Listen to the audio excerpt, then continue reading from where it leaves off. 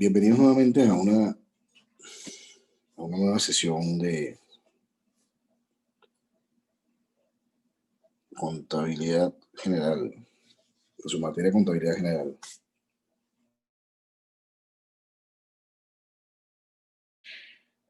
Hasta ahora hemos ido detallando, digamos, después de hacer un recorrido por las transacciones más comunes que mueven activos, pasivos y patrimonio, generan ingresos, generan gastos. Las transacciones más comunes, hemos recorrido el ciclo contable completo. Hemos hecho balances de prueba o de comprobación.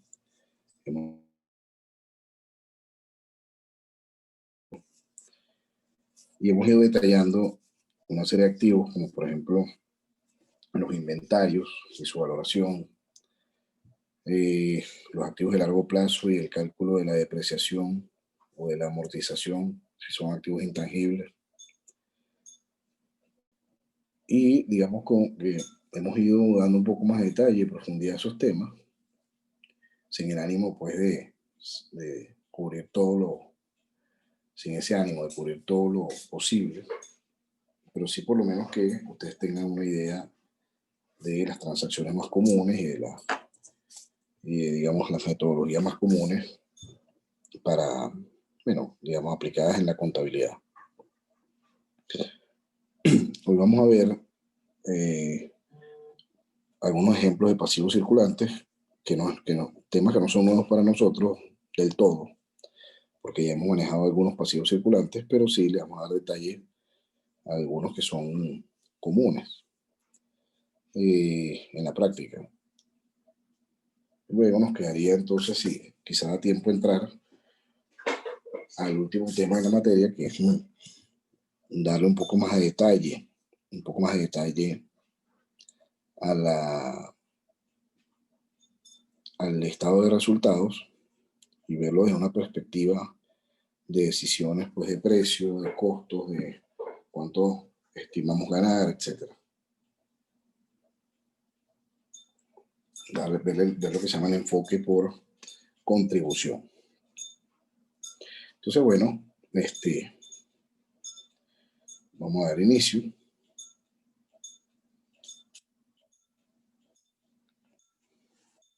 Al tema de pasivos circulantes.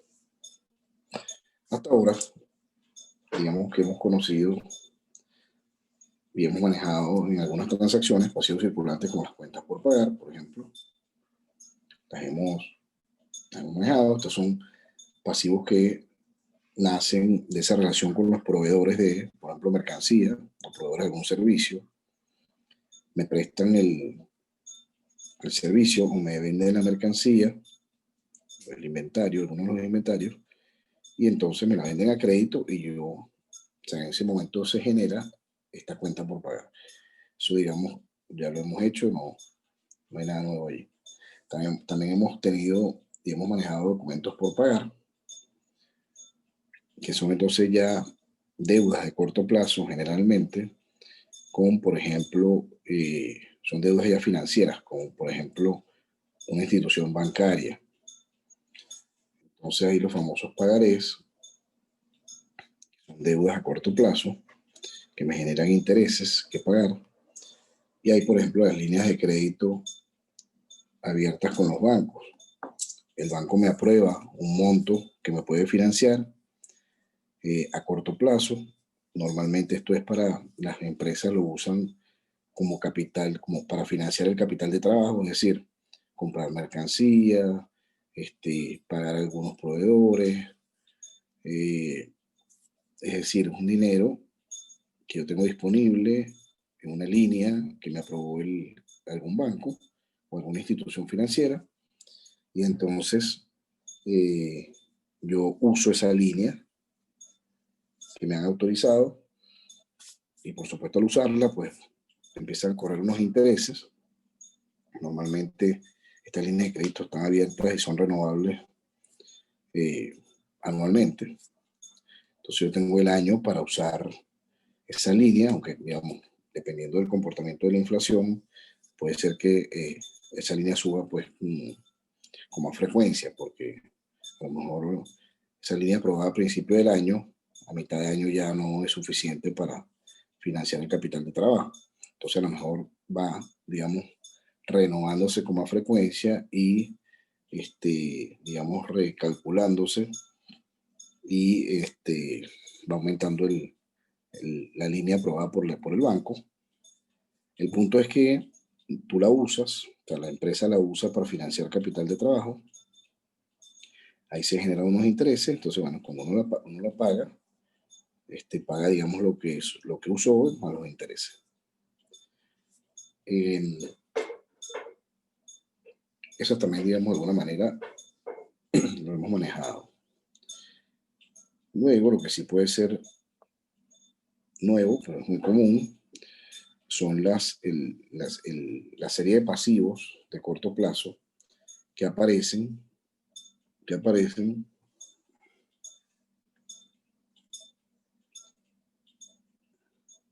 una serie de pasivos a corto plazo que aparecen cuando digamos, en la relación con los empleados. Hay una serie de pasivos que aparecen en la relación con los empleados. Entonces, con los empleados hasta ahora nosotros, esto no es totalmente nuevo, solamente hay algunos aspectos, pero nosotros ya hemos manejado, por ejemplo, el reconocer los sueldos, la remuneración, los sueldos con los sueldos y salarios de los empleados. Y eso genera un gasto para la empresa. Como estamos hablando de pasivos, claro, aquí el pasivo se genera cuando digamos, se causa el gasto porque los empleados han trabajado. Entonces nace la deuda con los empleados porque si aún no le he pagado. Entonces se genera el gasto y se genera el pasivo con los empleados. Y eso estaría equilibrado, esa transacción. Luego se paga, digamos, en efectivo. Pero ¿qué ocurre normalmente? Que en esa misma relación puede ser que la ley te exija retenerle, por ejemplo, el impuesto sobre la renta. Es decir, la empresa cuando le paga al empleado, de una vez, en nombre del gobierno, o sea, en nombre de la autoridad, digamos, fiscal y tributaria, le cobra, le retiene el impuesto sobre la renta al empleado y le paga la diferencia. Porque claro, aquí, digamos, la lógica está en que es mucho más sencillo para la autoridad tributaria o fiscal cobrarle el impuesto a la empresa y que ésta le pague en nombre de los empleados el impuesto de cada uno y no, digamos, perseguir a cada empleado para que le pague. Luego, cuando el empleado declara su impuesto como persona, digamos, natural, lo que hace es digamos, sacar el total, la cuenta total de lo que necesitaba, de lo que debe pagar como impuesto y le resta lo que ya la empresa le retuvo. Eso ya es cuando lo vemos como persona natural, visto, digamos, en los pies del empleado. Entonces, por ejemplo, si el empleado, por decir algo,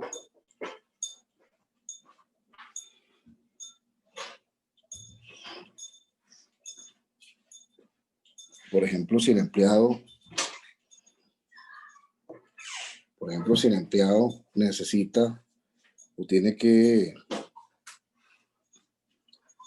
pagar impuestos de 100, por decir algo, como persona natural tiene un impuesto de 100 que pagar, ¿verdad? 100 bolívares, por ejemplo, y ya la empresa le retuvo una parte, entonces el empleado en su declaración personal como persona natural, ¿no?, ante la autoridad fiscal y tributaria, él, digamos, cuando llena su declaración dice, bueno, mira, yo tengo que pagarte por este año, por mis ingresos de este año, tengo que pagarte 100 bolívares, por ejemplo, de impuestos. Pero ya la empresa donde yo trabajo me retuvo, por decir algo, 20. Entonces, me faltan pagarte 80. Entonces, si hay alguna alguna retención en algún servicio o, digamos, la empresa donde trabaja el empleador, alguna retención de impuestos que se haya hecho, eso se resta del total que yo como empleado debo pagar de impuestos en el año. Entonces, en la declaración, digamos, definitiva, lo que ocurre es que el empleado termina pagando, por supuesto, la diferencia o el complemento para, digamos, entre lo que le retuvo la empresa y lo que él debe, entonces se suma el total de impuestos a pagar. Eso como ejemplo. Entonces, claro, aquí estamos haciendo el ejemplo parado en los pies de la empresa, que cuando le retiene al empleado, ahora tiene una deuda, la empresa, con el fisco, con la autoridad fiscal. También puede ser que se le retenga al empleado, por ejemplo, por ley, para el seguro social. Es decir, uno va trabajando y de su remuneración, el Estado, digamos, a través, digamos, de la empresa, o sea, la empresa en nombre del Estado, igual como le retiene el impuesto, también le retiene una parte para el seguro social. Es decir, esto en principio son unos fondos, en principio, que el empleado va aportando para financiar, digamos, la seguridad social. Es decir, va aportando hoy en día de su trabajo para financiar a los que hoy, digamos, hacen uso de la seguridad social. Es decir, los retirados, los mayores, los ancianos, ¿no? Ellos usan hoy la seguridad social y la está financiando hoy el empleado. En principio, eso es tu aporte para cuando entonces ya uno esté mayor también, esté anciano, esté retirado, uno, digamos los jóvenes del momento, o los que están en edad laboral, productiva de ese momento, pues ahora lo financian a uno con su seguro social o con sus cotizaciones al seguro social. Esa es otra retención típica también por ley que hace la empresa al empleado. O también puede ser que le retenga para algún retiro, para algún fondo de retiro, que el empleado voluntariamente decida pues que le vayan restando como para cuando él se retire, ¿no? Puede ser también, y hay veces que en ese acuerdo, por ejemplo, también las llamadas cajas de ahorro, en ese acuerdo, el empleado por una parte, por ejemplo, para ese fondo de pensiones, y el patrón, el patrono, la empresa, pone otra parte. Normalmente eso ocurre para incentivar al empleado a ahorrar para su retiro. Luego vendrá la discusión en qué se usan esos fondos, porque obviamente ir ahorrando para tenerlo en una cuenta corriente que se lo coma la inflación no tendrá sentido. Entonces se supone que esos fondos están invertidos en algo que vaya generando un rendimiento para cuando el empleado se retire, pues ese dinero tenga valor o tenga mayor valor. Entonces, también pues ahí la empresa va generando un pasivo para, digamos, con el empleado para el retiro. Esto se ve mucho mejor, por supuesto, con un ejemplo. Vamos a poner algunos números aquí. ¿Okay?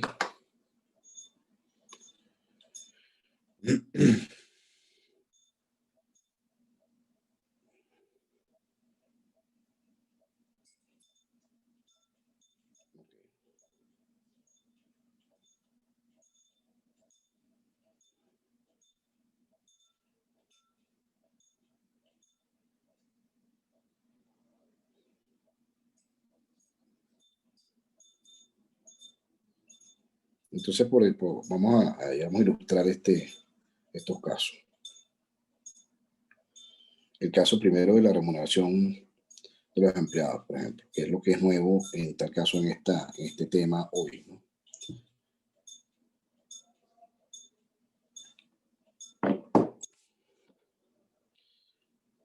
Vamos a suponer que al empleado, por ejemplo, la remuneración es de 100, para poner un número redondo, de 100, la remuneración mensual o, como lo quieran ver, quincenal, de 100, y se le retiene un 3% para impuestos y un 2% para seguro social obligatorio. ¿Ok? Por ejemplo. Y luego hacemos el caso en que también el empleado, por ejemplo, decide para una caja de ahorro o para un fondo de retiro, decide aportar, vamos a suponer, 5, ¿verdad? La empresa en ese caso aporta 5, más un 10% del sueldo del empleado a ese fondo de pensión. Vamos a suponer que el empleado dice, mira, de mis 100, el 10% yo lo quiero ir ahorrando en ese fondo de retiro o de pensiones para cuando yo esté más adelante, cuando me vaya a la empresa o me quiera retirar, ¿no? Imaginemos que la empresa aporta un monto igual al del empleado, por ejemplo, para incentivarlo a ahorrar. Muy bien. 5 más 10%. Entonces vamos a ilustrar esto. Por aquí una hojita en blanco para ilustrarlo. Vamos a hacerlo en cuentas T.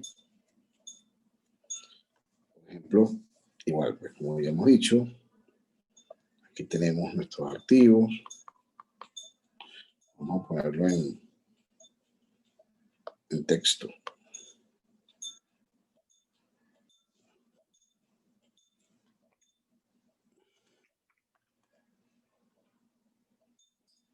Nuestro activo.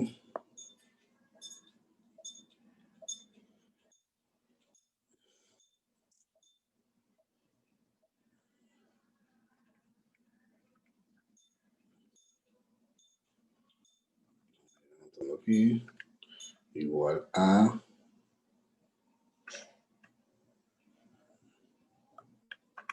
pasivos.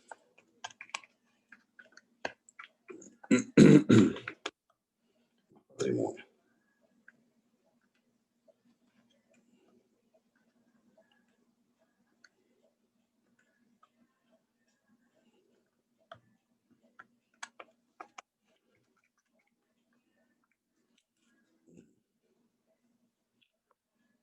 Ok. Aquí tenemos nuestra famosa, pues, ecuación del balance. Y vamos ahora a ilustrarlo aquí. Vamos a poner, por ejemplo, algunas cuentas T. Estamos en los pies de la empresa, ¿ok? Que le vamos a pagar a los empleados. Estamos hablando de ejemplos de pasivos que son circulantes. A ver cuántos, por si acaso nos hacen falta varias cuentas T. Varios pasivos y todo. Ok. Recordemos que estamos en los pies de la empresa. Y vamos a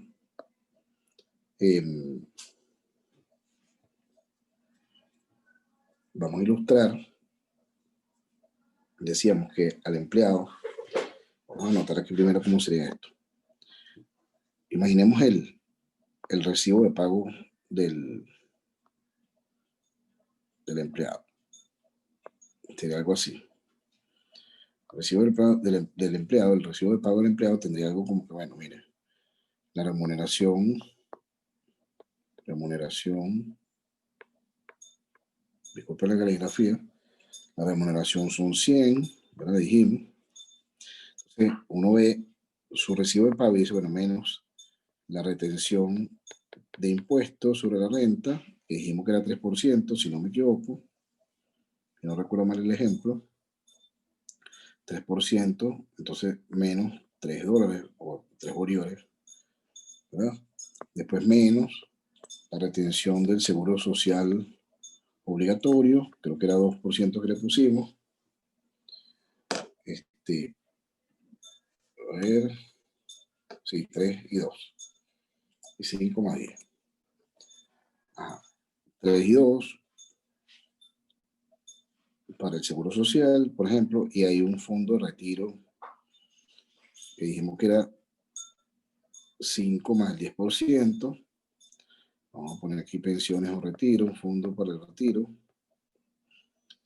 Es una retención que también la empresa le hace al empleado en su pago, porque el empleado ahí, digamos, estos primeros casos son obligatorios, pero este es el último es voluntario.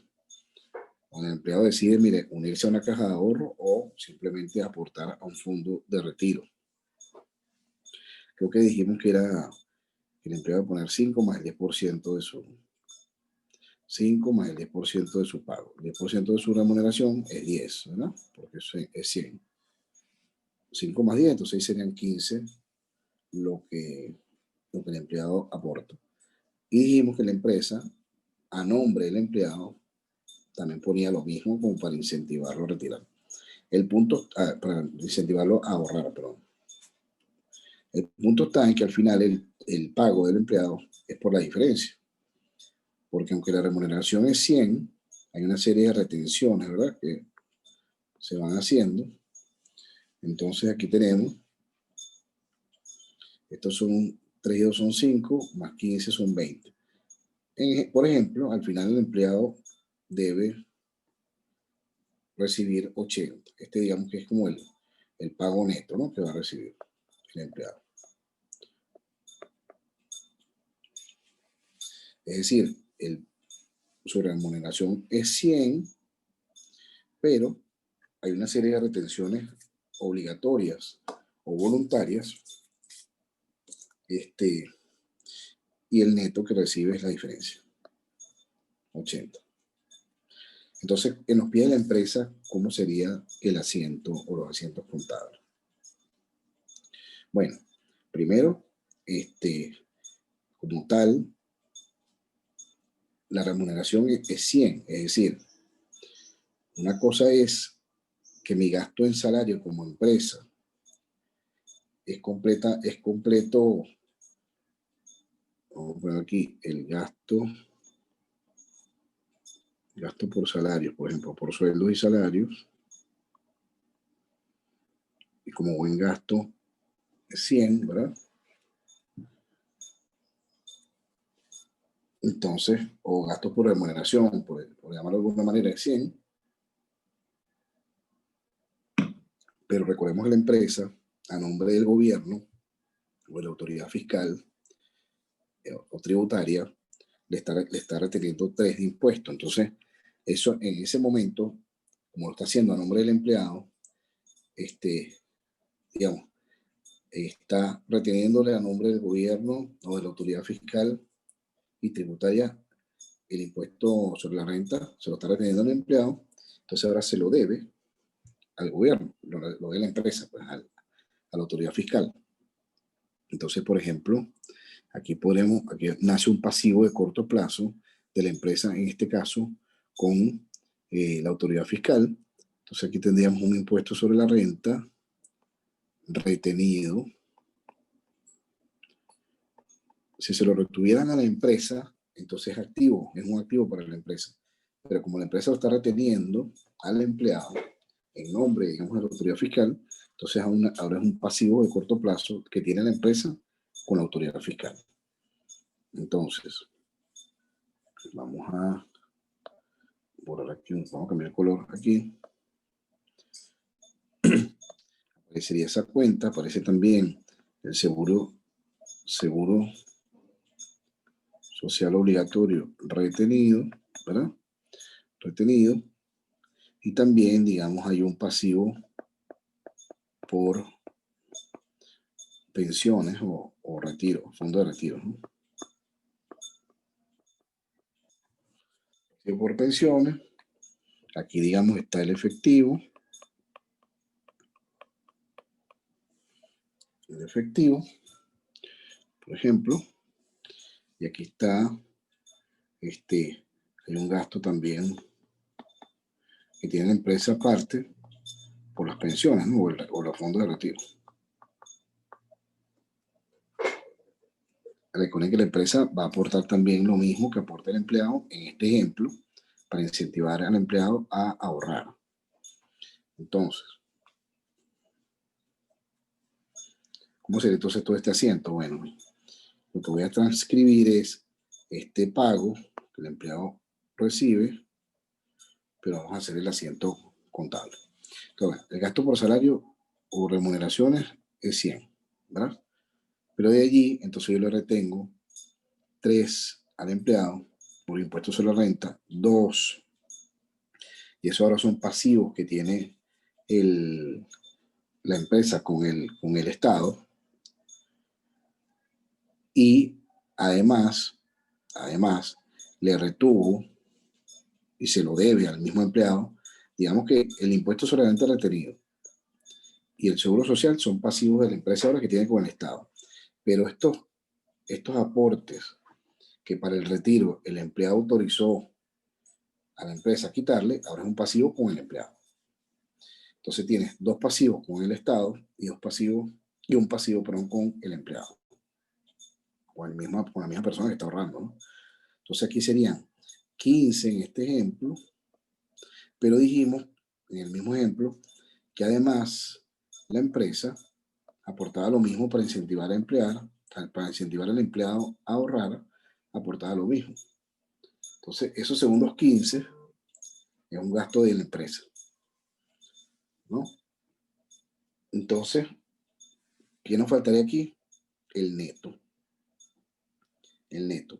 ¿Cuánto es lo que finalmente cobra en este caso el empleado? 80. Entonces 80, por supuesto, salen del efectivo. Recuerden que estamos en los pies de la empresa, ¿no? En la contabilidad de la empresa. La empresa entonces termina pagándole la diferencia, que es 80. Vamos a ver si esto está equilibrado.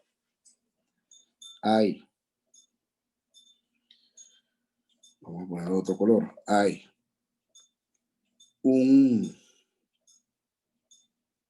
crédito de 80 más un crédito de 3, más un crédito de 2 son 85, más un crédito de 15 son 100, que se equilibran con un débito de 100. Entonces el equilibrio de débito y crédito, ¿no? Los que están en azul, están equilibrados. Al final la empresa le termina pagando 80 al empleado porque le retuvo 3 para el impuesto, 2 para el seguro social, y ahora son pasivos que la empresa tiene con el Estado, y le retuvo además 15, que es un pasivo que la empresa tiene con el empleado para su retiro. Entonces, eso está equilibrado. Aparte, la empresa dijo, bueno, yo asumo un gasto aparte y le aporto a ese fondo de retiro el mismo monto que el empleado pone, por ejemplo. No pudiera ser un monto fijo, pero por ejemplo, lo mismo que el empleado aporta, para incentivar al empleado a ahorrar para su futuro, por ejemplo. Entonces, al final, el pasivo con el empleado es de 30, porque 15 lo pone la empresa y 15 lo pone el mismo empleado. ¿Ok? Este sería como el asiento contable de ese caso. Repito, hay una remuneración total de 100, pero hay una serie de retenciones que se le hacen al pago del empleado por distintas razones. Pero ahora pasan a ser pasivos. Estos pasan a ser pasivos de corto plazo con el Estado, 2 de ellos, y el tercero con el empleado, por ejemplo. Muy bien. Ese es ese caso. Ok. Sigamos entonces.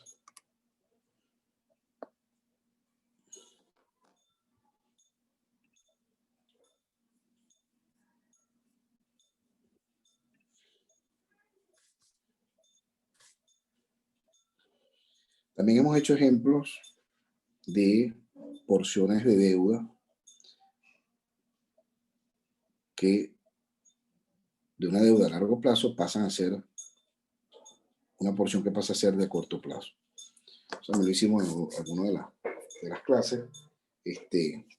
Por ejemplo, le debo 100 a un banco a largo plazo o alguna institución financiera o a lo mejor una deuda privada, le debo 100 a alguien, pero resulta que esos 100, bueno, hay 20 que este año vencen, entonces pasan a ser de corto plazo, porque recuerden que el balance me tiene que dar información para yo gestionar el negocio o la empresa.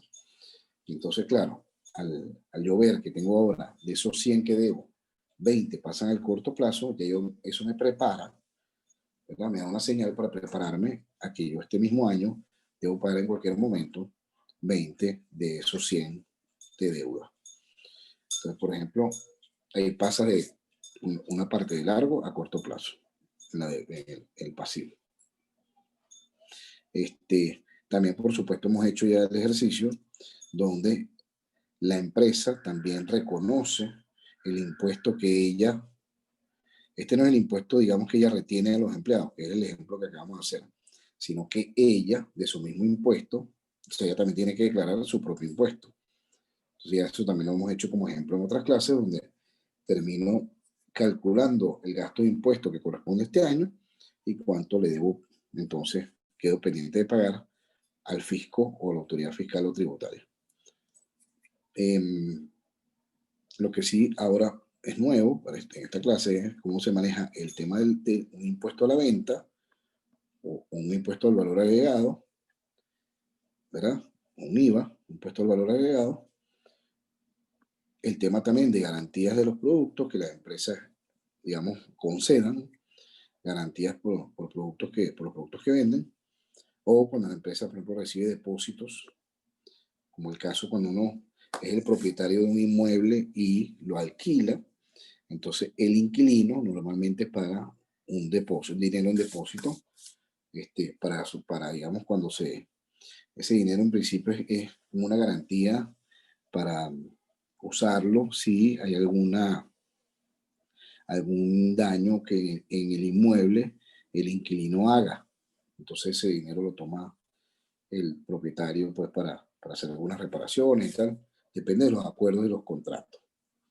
Y también ya estos tres sí, los vamos a ilustrar ahorita porque son nuevos en este caso en el tema. Pero también ya hemos hecho ejercicios, por ejemplo, donde yo recibo un anticipo y entonces tengo una deuda con el cliente, por ejemplo. Recibimos un anticipo, que es un pago adelantado del servicio que le vamos a prestar luego al cliente, entonces en ese momento nace una deuda de corto plazo con el cliente en este caso. Entonces, vamos a ilustrar estos tres. Vamos a ilustrar.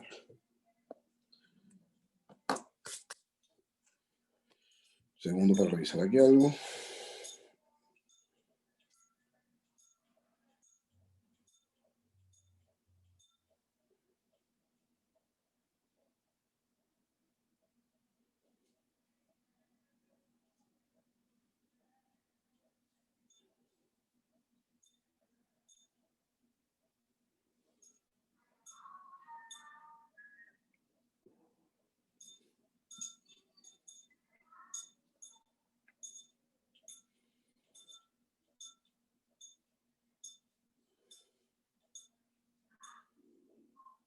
Ok, entonces vamos a hacer el ejemplo del impuesto a la venta o un impuesto al valor agregado. Es muy similar.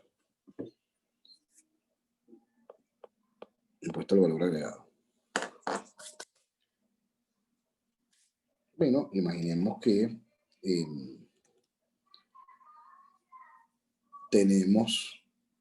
hacemos una venta. Vamos a ilustrar las dos puntas. Vamos a ilustrar cuando la empresa compra y cuando la empresa luego vende. Vamos a ilustrar las dos para que veamos cómo es el asiento en los dos casos, ¿no?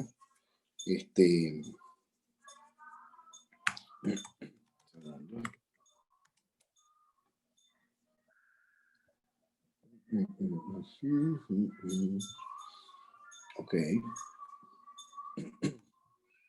Vamos a ver.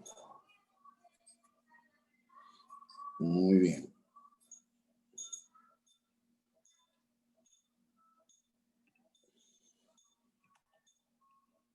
Ajá.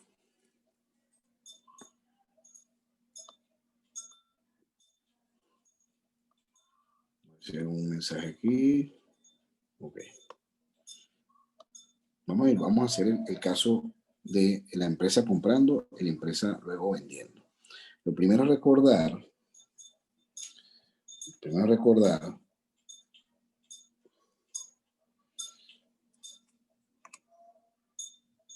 una hojita blanca, lo primero es recordar que el caso del impuesto al valor agregado o un impuesto a la venta es un impuesto que va directamente al consumidor, es decir, quien lo termina pagando es el consumidor final, porque los que están en el medio, los eslabones del medio, digamos, en la cadena, se van, digamos, transmitiendo el IVA, se van compensando.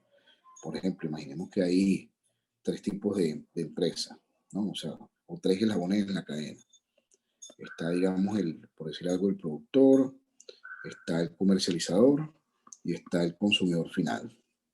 Vamos a suponer que este es el productor, este es el que comercializa el producto, por ejemplo, una tienda, y este es el consumidor final.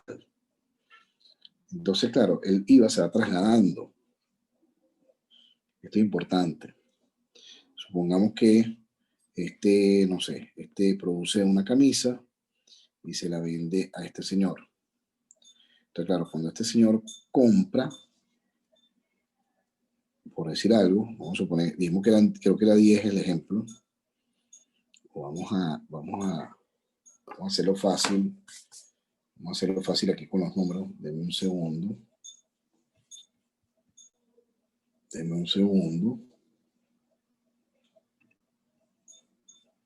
Vamos a poner aquí.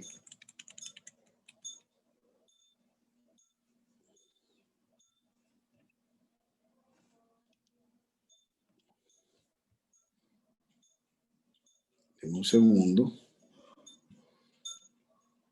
Voy a poner aquí mejor para hacer el número redondo 100. Vamos a poner 100.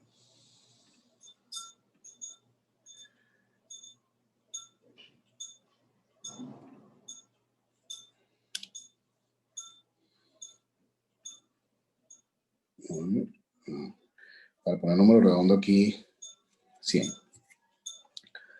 Ok.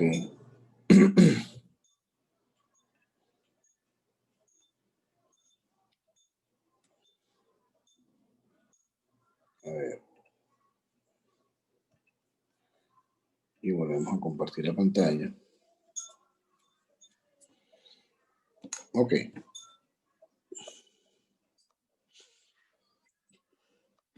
Perdón. Vamos a hacer un ejemplo de 100, ¿no? Y 16% de IVA. Ok. Entonces lo que les decía era, vuelvo a hacer aquí el dibujito. Yo tengo aquí, por ejemplo, un productor, ¿verdad? Y en el medio de la cadena hay un comercializador, por ejemplo, una tienda, y aquí está el consumidor final. Consumidor final. Entonces, ¿qué ocurre? Bueno, normalmente el productor, supongamos que le produce una camisa y la vende a esta tienda. Dijimos que era 100, ¿no? Vamos a suponer que es 100. Entonces, él le vende, él le dice, mira, te voy a vender una camisa cuyo precio base, digamos, es 100, pero te tengo que cobrar IVA. Entonces, claro, si el IVA es 16%, aquí hay 16 adicionales, entonces esta tienda tiene que pagar 116, de los cuales 16 son IVA. El valor de lo que está comprando es 100.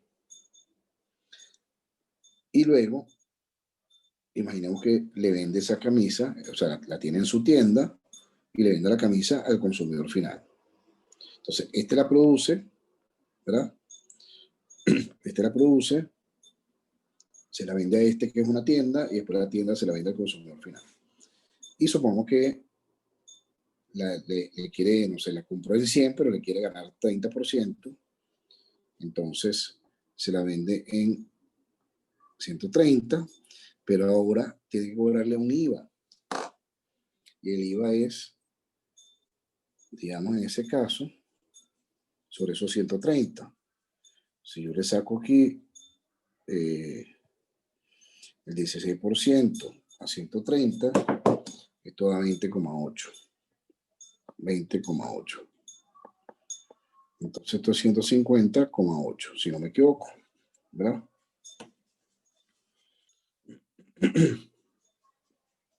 Entonces, esos 150,8, bueno, es lo que termina, digamos, pagando el consumidor final por la, digamos, camisa, pero el valor, digamos, base, o el precio base, es 130. ¿De acuerdo? Ok. Entonces, entendiendo esos números, o esa situación, fíjense que al final, como les decía hace unos minutos, digamos que el IVA se va compensando, ¿verdad? El IVA se va compensando, porque este le paga el IVA a este y luego se lo cobra al consumidor final. Y entonces, al final de cuentas, valga la redundancia, el consumidor final es el que termina asumiendo el IVA. ¿Por qué? Porque es el último de la cadena y no se va a voltear a vender la camisa a nadie. Si se la vende a alguien y le cobra IVA, bueno, entonces sigue trasladándolo.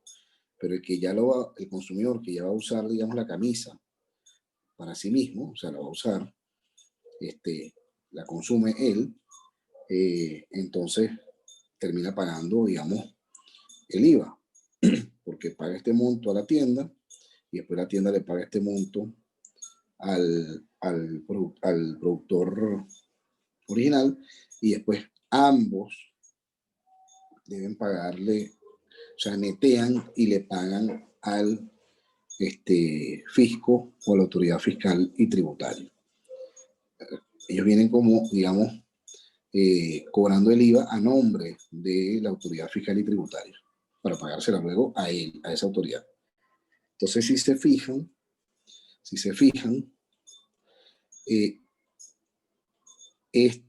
por ejemplo, le pagó 16 al productor, entonces el productor ahora tiene una deuda de 16 con el fisco.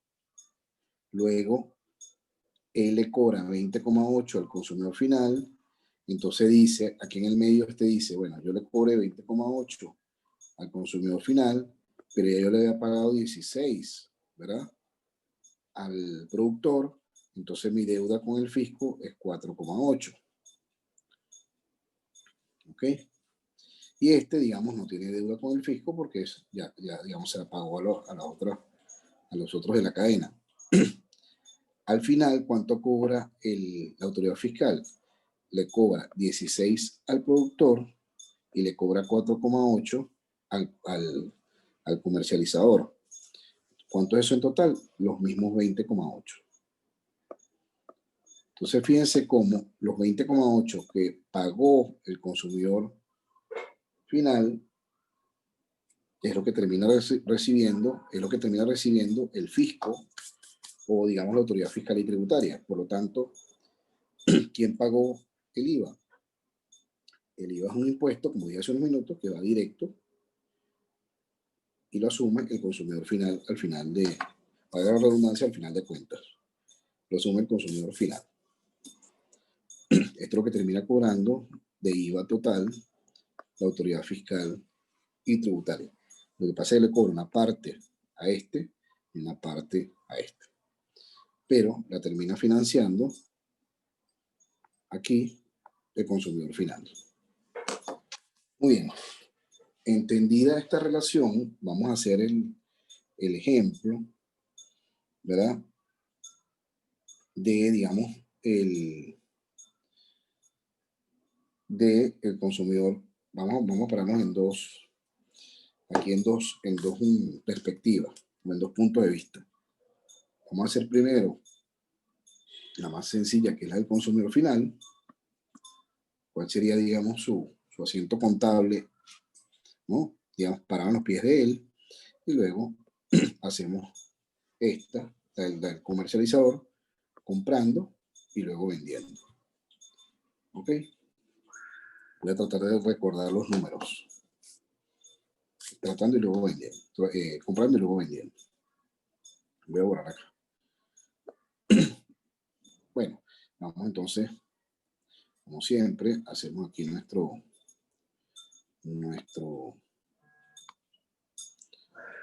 activo de la pasamos a patrimonio.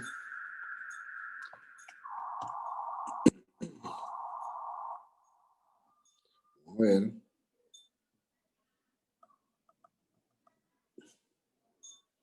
Activos, igual. Vamos a quitar un poquito aquí de activo. Igual. Pasivos. Más patrimonio.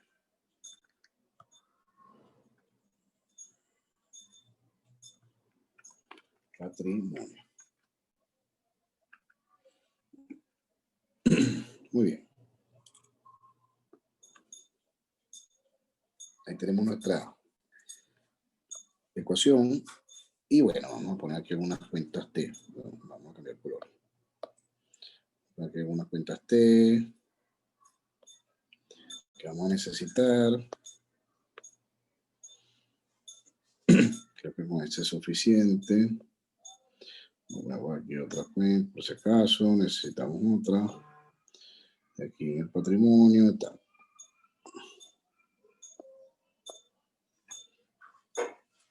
Vamos a ver si con estas son suficientes.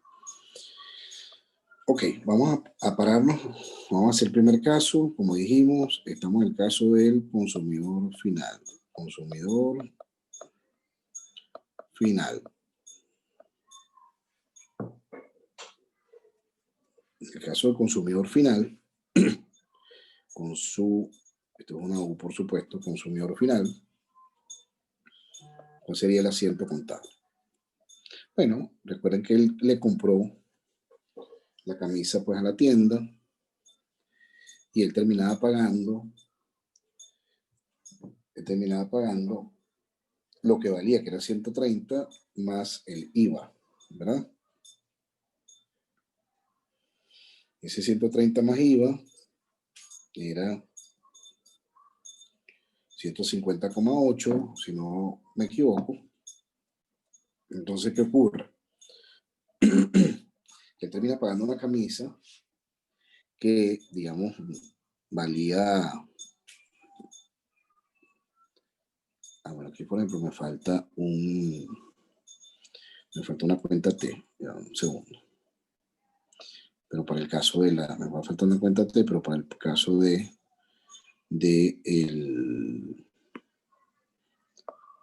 me falta una cuenta T, pero para el caso de la empresa, de la comercializadora. Entonces voy a poner aquí en pequeñito 3 cuentas T. Ok. Estamos en el caso del consumidor final. Entonces, él va a necesitar una cuenta, por supuesto aquí, la cuenta de efectivo. Aquí vamos a tener, por ejemplo, la cuenta de la mercancía, compras de inventario, inventario o compras, depende del nombre de esa cuenta. Y aquí vamos a tener la cuenta del IVA, por ejemplo, retenido, pero el activo, que es como un IVA por cobrar, ¿no? Un IVA retenido. Voy a tener aquí, por ejemplo, el IVA retenido, pero pasivo, es decir, cuando yo se lo retengo a alguien, y aquí voy a tener la cuenta, que puede ser, bueno, la cuenta de gasto, ¿no? Voy a tener por aquí mis cuentas de ingresos, ventas, ¿verdad? Voy a tener mi cuenta vuelvo aquí gasto por IVA. En el caso del consumidor final, ya dijimos, como él es el último de la cadena, es decir, él compra la camisa y no se la va a vender a más nadie, él es el último de la cadena. Entonces él asume el gasto completo. Aquí sería entonces el IVA es 20,8, hemos dicho, ¿verdad? 20,8. Él saca de su bolsillo 150,8 porque él le termina pagando. Recuerden que la camisa valía 130, ¿verdad? 130 es el valor de la camisa que él está comprando. 130. Pero le termina pagando un 16% en este ejemplo, ¿no? Adicional, asumiendo que la tasa es 16% de IVA, entonces le termina pagando 20,8 de IVA a la tienda. Entonces, él se saca del bolsillo, lo que termina pagando es 150,8. Lo que pasa es que él no puede decir que la camisa que está comprando es de ese valor.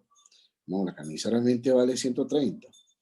Lo que pasa es que hay una parte que está gastando en IVA.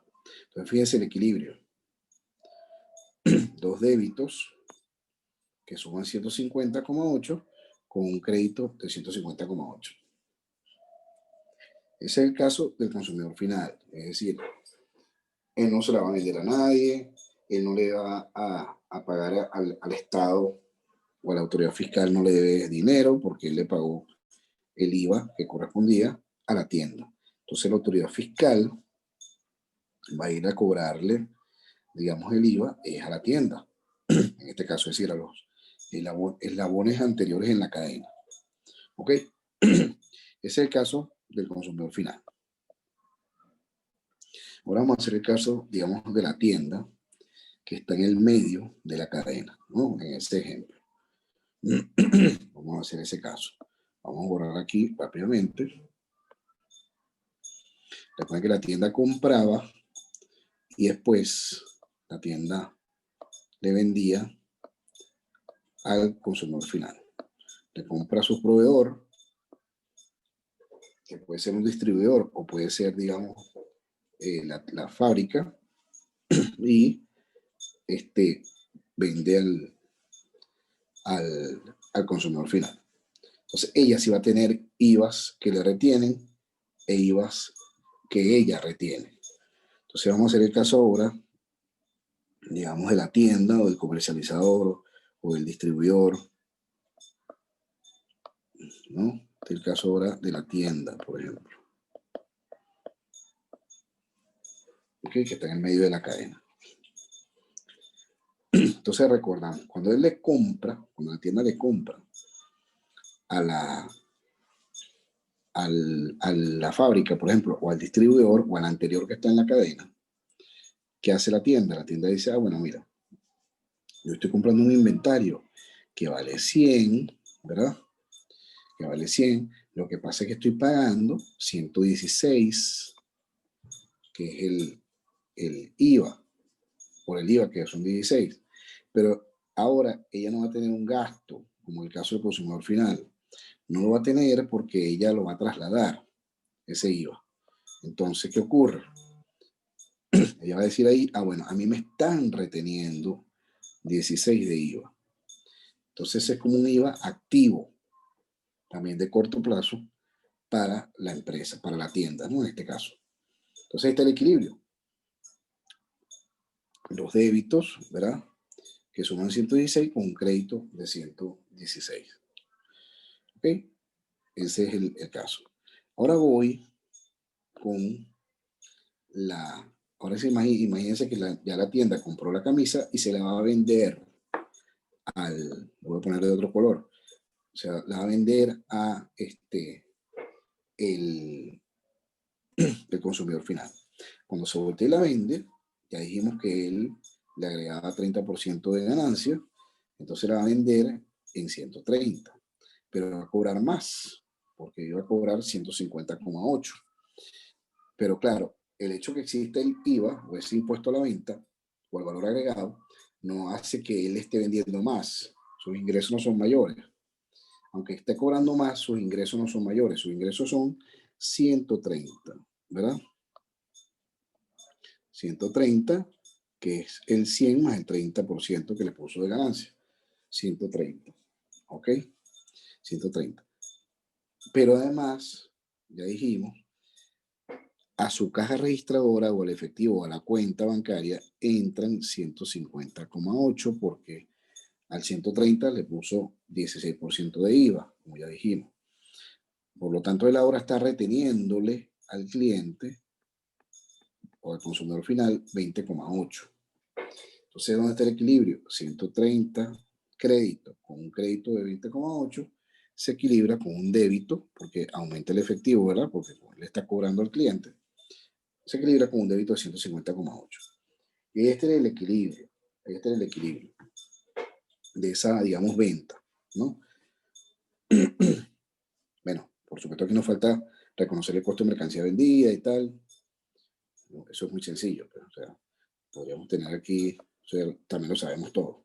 Tengo aquí el costo de mercancía vendida, bueno, le descuento 100 aquí al inventario y 100 aquí el costo de mercancía vendida, perfecto.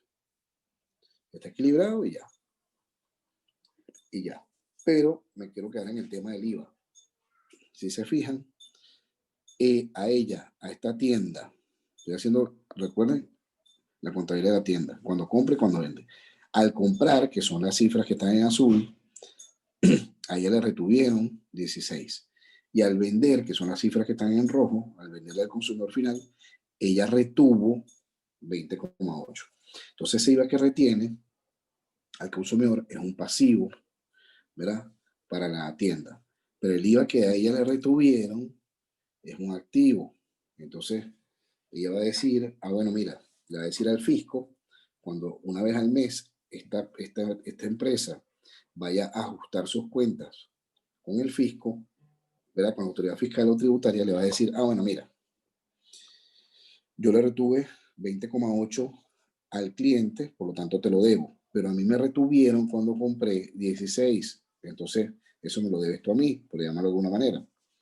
Entonces, la empresa, la tienda, que en este caso hace el neto, y eso es lo que le va a pagar al fisco. Vamos a hacer ese ejemplo. La empresa haría aquí lo siguiente. La tienda diría, ok, vamos a netear esta cuenta. Primero, resto aquí 16, lo equilibro aquí con 16, eso está equilibrado, débito y crédito, y entonces te debo 4,8 a la autoridad fiscal. Y ahora te lo voy a pagar. ¿Cómo se le paga? Se le paga al fiscal, a la autoridad fiscal o tributaria en efectivo. Es decir, resta el efectivo, cae por la derecha, ¿no? Por el crédito, por el haber, y resta aquí. O vamos a ponerlo de otro color, pues, para que no nos confundamos.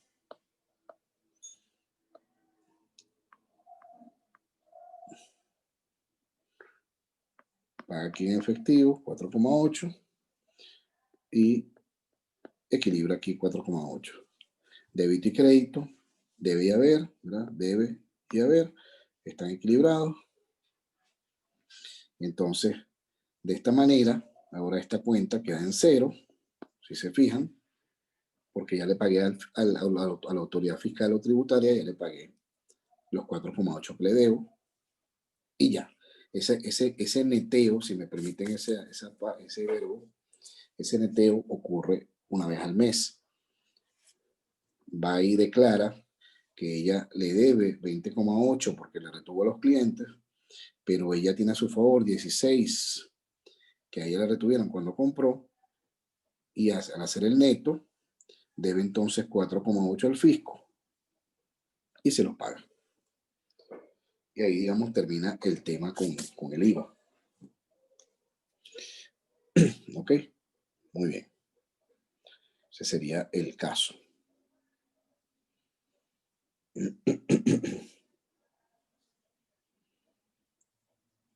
Permítanme un segundo, mientras ustedes están ahí reflexionando.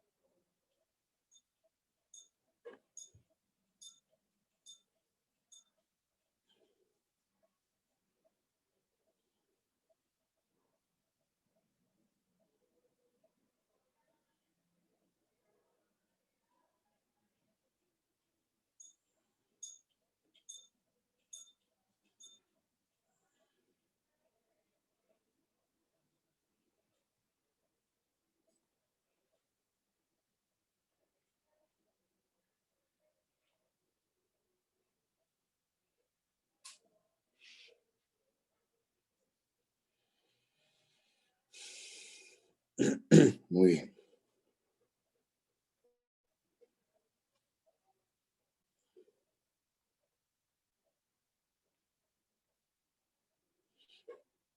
Ok. Entonces, ese es el tema del IVA.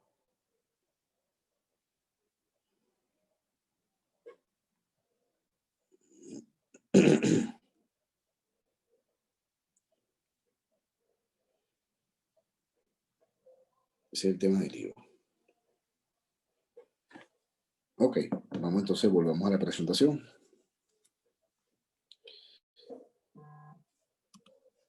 Ajá. Ese es el caso de este IVA de 100.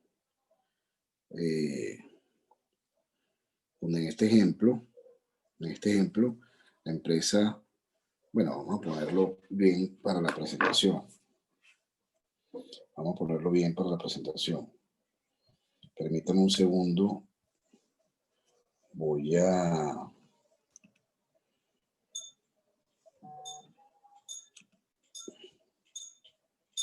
Vamos a poner un segundo aquí para la presentación. Vamos a poner los dos casos. Compra y venta.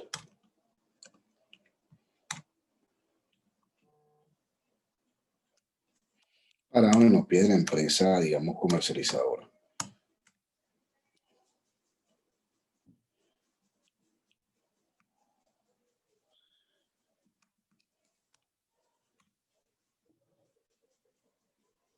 Ok, aquí está. Vamos a ampliar esto. Muy bien. Creo que sí está bien. Bueno.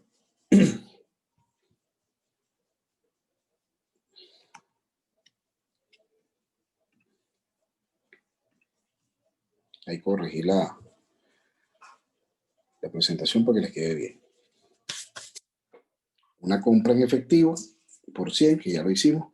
Bueno, si las compras, digamos, en vez de ser en efectivo, fuera en cuenta, fuera crédito, en vez de equilibrar con la cuenta de efectivo, se equilibra con la cuenta, con las cuentas por pagar, que es un pasivo circulante, y listo. O sea, no es mayor cosa la diferencia. Ya hicimos el impuesto a las ventas, perdón, hicimos el impuesto a las ventas, tanto comprando como vendiendo, y vamos a hacer, por ejemplo, la garantía de los productos. Este es el caso en que una empresa le dice a su cliente, bueno, mira, yo te vendo un producto, pero te doy una garantía, ¿verdad? Por defecto, pues, si el producto sale mal, bueno, si el producto sale mal, yo te lo cambio, por ejemplo, o lo mando a reparar. Y yo asumo el costo como empresa, como tienda, y bueno, todo el cliente tiene una garantía. Vamos a hacer ese caso. Venta en efectivo por 300 y la provisión por garantía 5%. ¿Qué significa la provisión por garantía? Que la empresa dice, bueno, mira, yo le vendo a los clientes, pero no todo el mundo me va a reclamar, porque no todos los productos salen malos. Entonces yo históricamente veo que más o menos el 5% de mis ventas es lo que a mí me reclaman. Entonces eso lo voy a hacer, lo voy a tener como una provisión por garantía. Entonces vamos a ver cuál sería, digamos, ahí el ejemplo. Y luego, imaginemos que el cliente reclama que se aplique la garantía y, por ejemplo, el reclamo cuesta a la empresa 5 millones. Por ejemplo, el reclamo le cuesta a la empresa reparar el producto, por decir algo, o reponérselo, 5 millones. Vamos a hacer ese ejemplo. Segundo.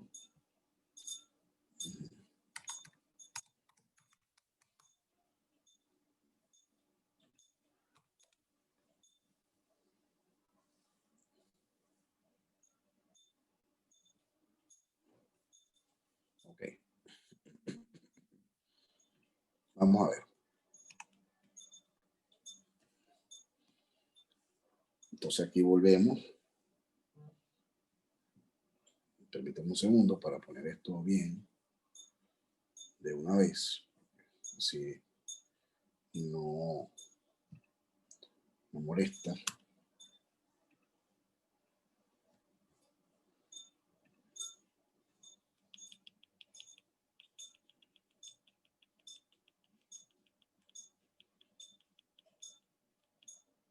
Permítame un segundo para poner aquí una vez la ecuación contable, que si no tenemos que escribirla cada rato.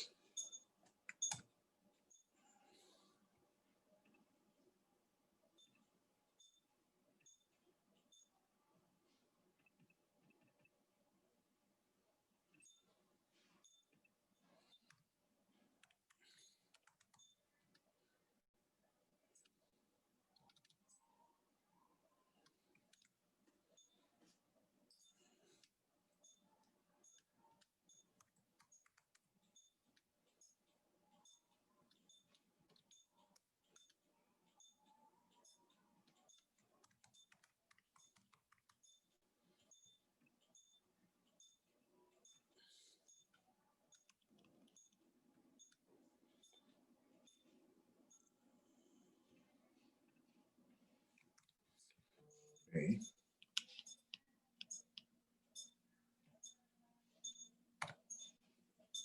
Ok.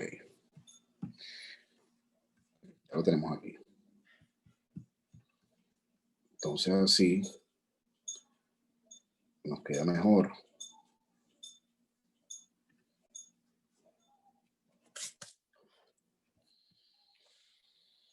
Muy bien. Volvemos acá. Bueno, entonces vamos a hacer este caso de reclamo por garantía. ¿Ok? 300 millones, 5% y 5 millones el reclamo. Vamos a ver, aquí tenemos nuestra ecuación contable. Y entonces, de nuevo, vamos a hacer aquí nuestras cuentas T.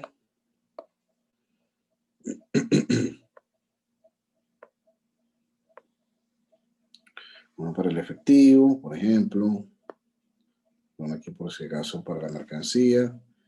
Y estamos haciendo ejemplos de pasivos, ¿verdad?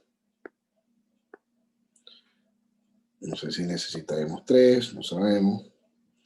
Pero bueno, hay uno aquí. Aquí tal. Ok. Entonces, ¿qué tenemos? Tenemos, por ejemplo, la cuenta de ventas. Nuestros ingresos por ventas. Está la cuenta de efectivo. Estoy parado en los pies de la tienda, ¿ok?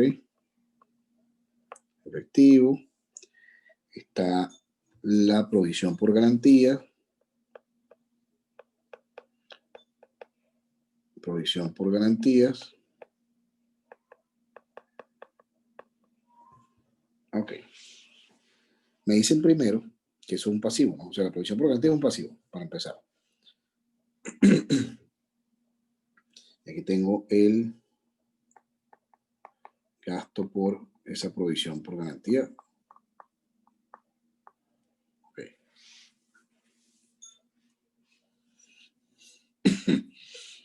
¿Qué me dicen primero? Que yo hago una venta, mis ventas suman 300 millones. Y yo el 5%, dada la historia, lo reservo como provisión por garantía.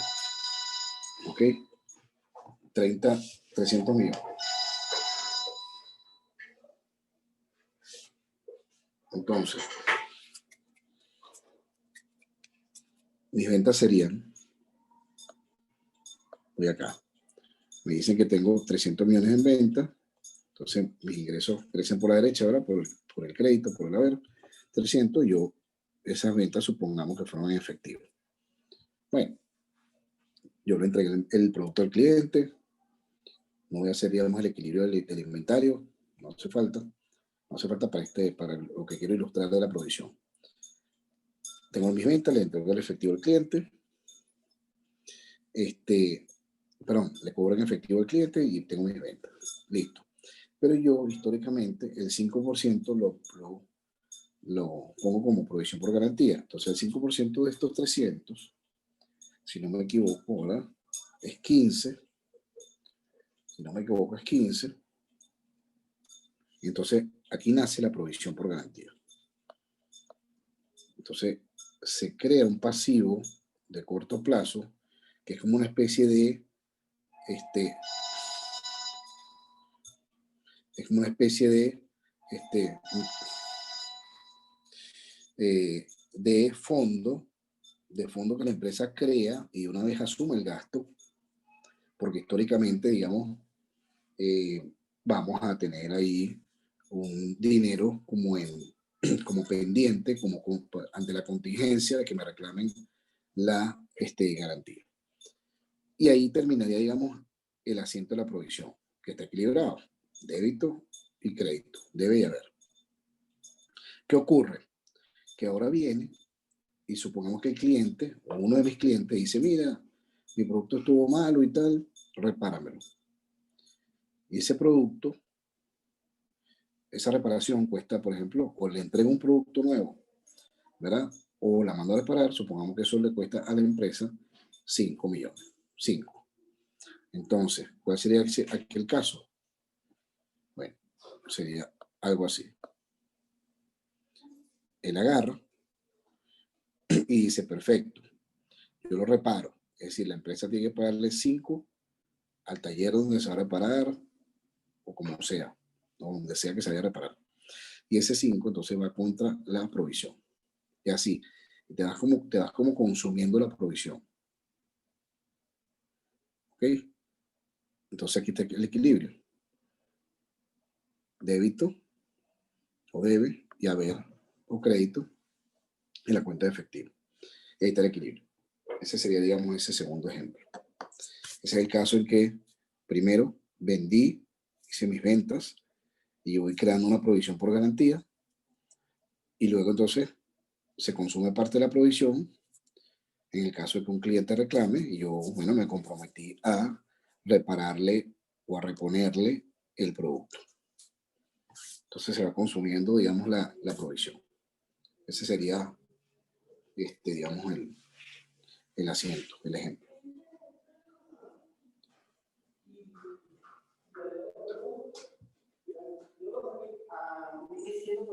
Muy bien. Vamos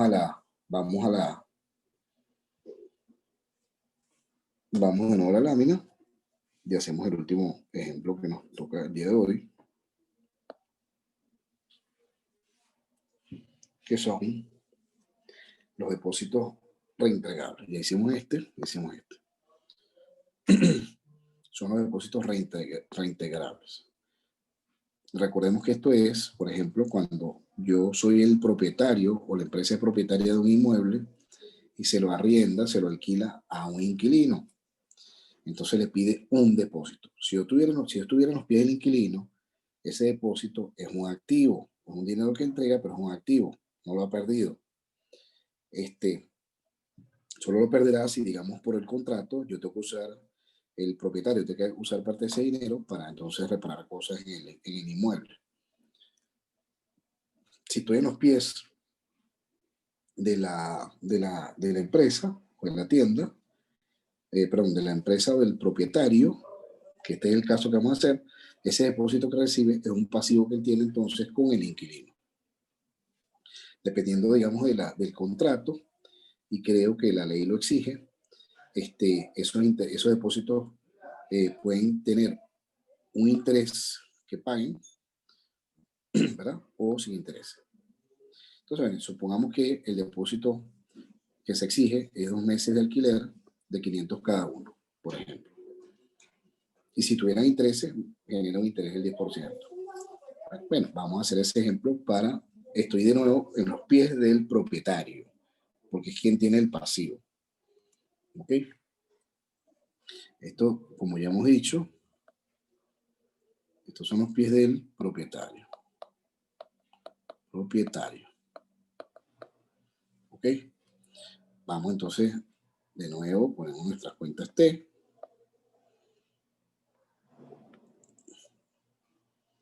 En los pies del propietario.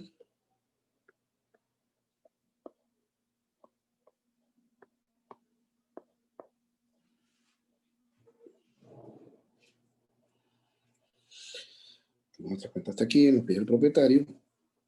Y, bueno, tenemos por ejemplo, la cuenta de efectivo, la cuenta de, en este caso, el depósito que se recibe, depósitos recibidos,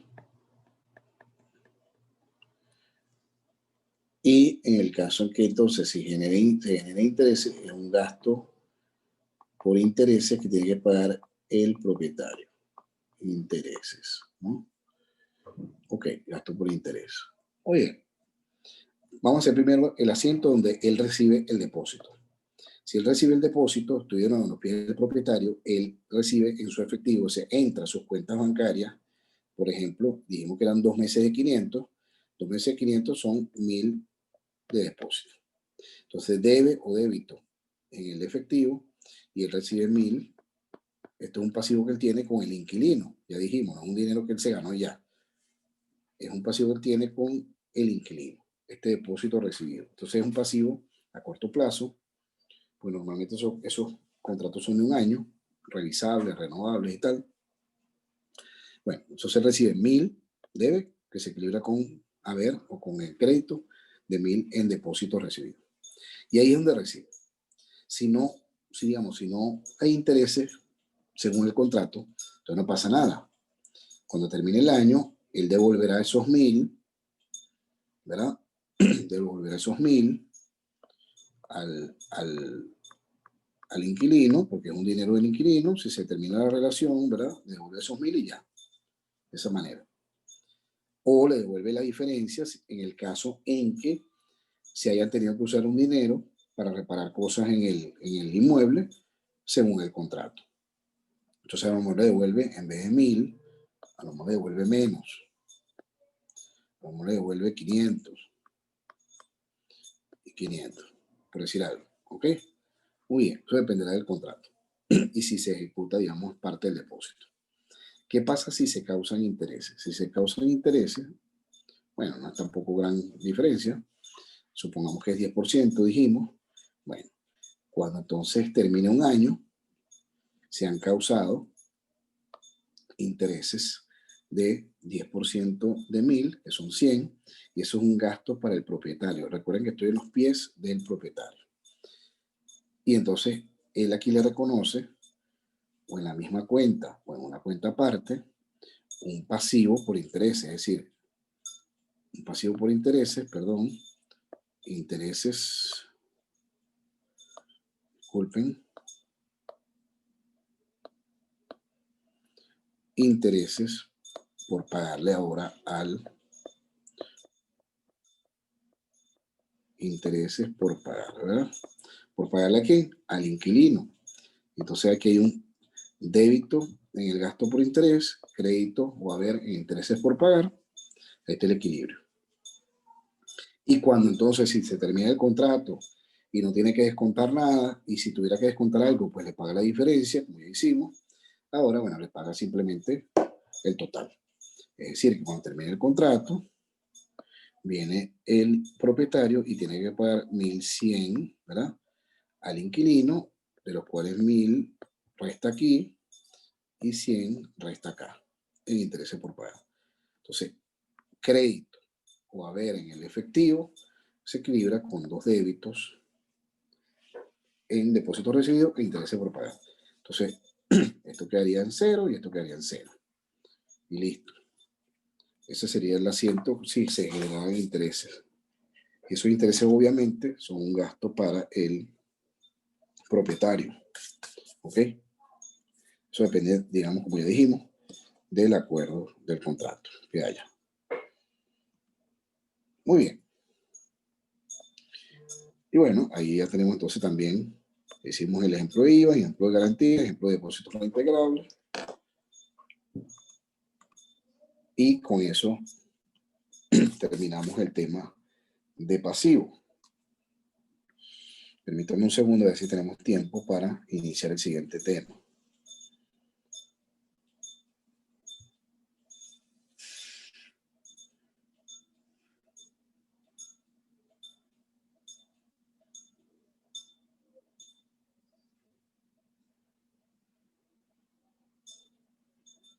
Muy bien, creo que tenemos todavía algo de chance.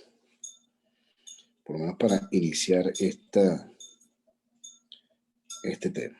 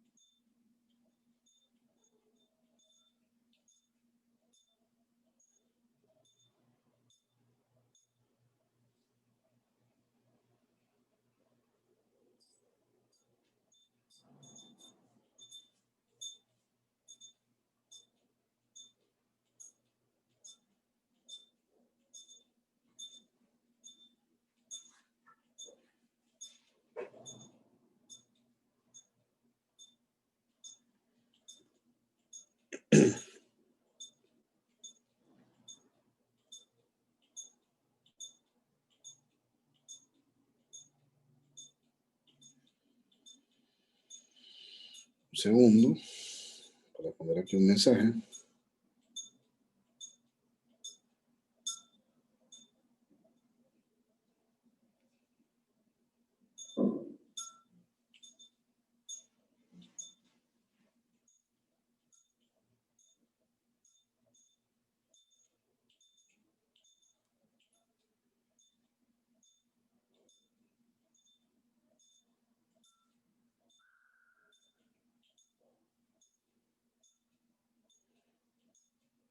Ok, vamos a